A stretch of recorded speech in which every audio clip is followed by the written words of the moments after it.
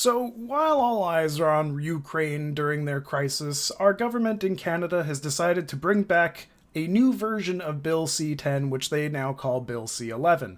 Liberals are now claiming that it addresses a lot of the issues they had before about freedom of speech. But does it really? So, Bill C-10 was interesting because if the bill had passed, it would require streaming services like Netflix, Crave, and Spotify to follow Canadian content rules, ensuring the companies pay into cultural funds and display a certain amount of Canadian content. Bill C-10 became a source of controversy after the Liberals removed a section of the bill that protected user-generated content and exempted it from regulation. That meant Canadians' Facebook, Instagram posts, hell, even TikTok and YouTube, could be forced to abide by certain CRTC rules. In the new bill, C-11, the government says it fixed the problem.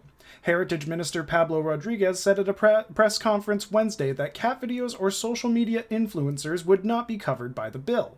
The updated legislation would only cover commercial social media content, such as professional music videos, and would not include popular home videos posted on YouTube, such as footage of children or pets pets behaving in an amusing manner. Rodriguez said the government had listened to the concerns around social media and we fixed it. However, Menzies isn't entirely convinced. They've added what they believe to be some safeguards, but they've also taken some out of the previous legislation. Overall, the big problem is that they continue to believe that the internet is broadcasting, and I don't think they really understand what it is, he said. The former CRTC vice chair's concerns about regulatory overreach are also still at the top of his mind. It's unfortunate because they're giving the CRTC enormous powers, and it's not in the DNA of any regulatory body to not continue to expand its turf, so it's troubling, Menzies said. Rodriguez plans to ask the CRTC to define precisely what constituted as commercial social media content, but what would not qualify. But right now, he said, those definitions are foggy at best. So we also come here to an article where a Professor Geist has summarized the wide berth of powers granted to the CRTC in Bill C-11 if it is introduced as follows. And I'll even bring it up here on the live screen. So Professor Geist has summarized it to the following. Views on the scope of this regulatory approach may vary, but it is undeniable that regulating content uploaded to social media services through the discoverability requirement is still very much alive for some user-generated content. So the discoverability thing is essentially they would have control over algorithmic searches, and it would skew in favor of Canadian creators or content for X amount of time before it would then reset and start essentially giving the algorithm back its power to give you whatever you wanted to see initially.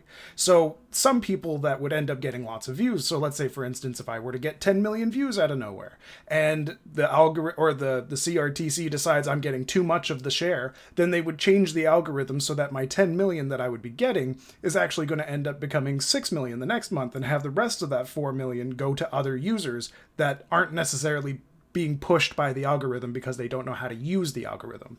So it's kind of a safeguard for trying to get Canadian content more variable in a way. It's a really strange regulation that I don't believe should be part of any bill. You either get used to the algorithm or you just stop. You have to experiment, though. You can't just rely on the government to kick in their demands of, oh, you gotta do this much algorithmic changes for us.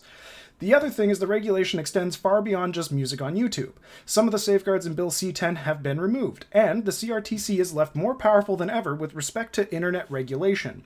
The bill basically downloads real decision-making a level down into regulations, rather than the government taking responsibility for regulating user content in this fashion. It instead intends to grant it to the independent CRTC if there is controversy about any future regulation. The government can shift responsibility to the CRTC. The regulation making just reinforces this. By granting power to the CRTC to expand the scope of the law and make decisions that should fall to Parliament. An eerie silence has met Ottawa's plan to regulate the internet and outlaw hurtful, not just hateful, expression. So that, it's not just things that are, considered a hate crime. It would be something that if I were to have hurt your feelings by making a joke or something like that, they could be regulating that as well, which is fairly dangerous. A critic could say that the statute constrains the regulation, making power and that the income generation factor is one non-exhaustive factor. Perhaps, but I could be wrong, but I could grant all of this and still maintain that the bill's purports to grant significant power to the CRTC to apply the law to users. Something in the backgrounder suggests it does not. The disparity between the substance and the rhetoric is disturbing. It is important here to address another possible response. Much is made in administrative law about the need to empower regulatory experts to make decisions in the public interest. So far this goes, the device of delegation could be useful, but it is not always and everywhere so, and there are differences in degree. A delegation to the CRTC here may be justifiable, but the government should take responsibility for the choice to regulate user content. Presumably, this should be something that, if it needs to be addressed, should be addressed in the primary law rather than by the CRTC in its own wide, relatively unconstrained discretion. In other words, if YouTube music is the problem, the law should be appropriately tailored. But the basic problem here might be more fundamental. What is the need for this bill? It seems the regulatory goal here may be to subject the Act's requirements to users who generate a certain income, for example, among other things. If this is the regulatory goal, why is the CRTC regulatory mechanism desirable? If the government wants to make this policy choice, why can't it do so in plain view of the Parliament? There are real democratic trade-offs to using this sort of regulation-making power, and more specifically, downloading responsibility to the CRTC. This is a controversial application of regulatory law with penalties to a potentially huge class of users. Not only does the government permit by stealth what it says it has amended the bill to prevent, but it does it here by delegating to the CRTC. I do not see the legal device and this bill as any better than Bill C-10. And that is problematic because if this bill goes in, and with the vagueness of how they give the powers to the CRTC, it is up to them to decide what happens to the content or not. And because the content is already so far apart in terms of what they've used as examples, like professional music video versus home-generated content, where's the gray area? Because if I were to upscale my production and all of a sudden I'm a small business, then do I fall under the professional video, or am I still a user-generated content creator? It's very foggy. So in order for this bill to even be considered to be passed, it needs to have very detailed regulations when it comes to user-generated content. Should this bill go forth?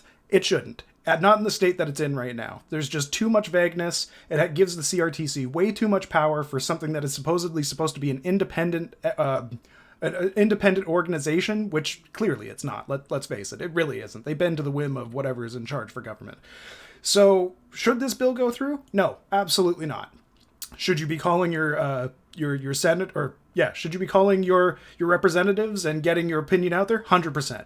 If this bill goes through with how the wording is at this very moment, it's too vague and it gives way too much power to a single entity here. So I just wanted to make this video because then it kind of clarifies up what Bill C-11 is. I do also want to go through Bill 36, which I may do later on today, but there's a little bit more I have to read into for that one because it's quite broad in terms of the things it is saying. Anyway, thank you all so much for watching. I hope you guys talk to your representatives, get your side of things out there, because the way that this is written gives way too much power to one single entity. Have yourselves a wonderful day, guys. Love you. Bye.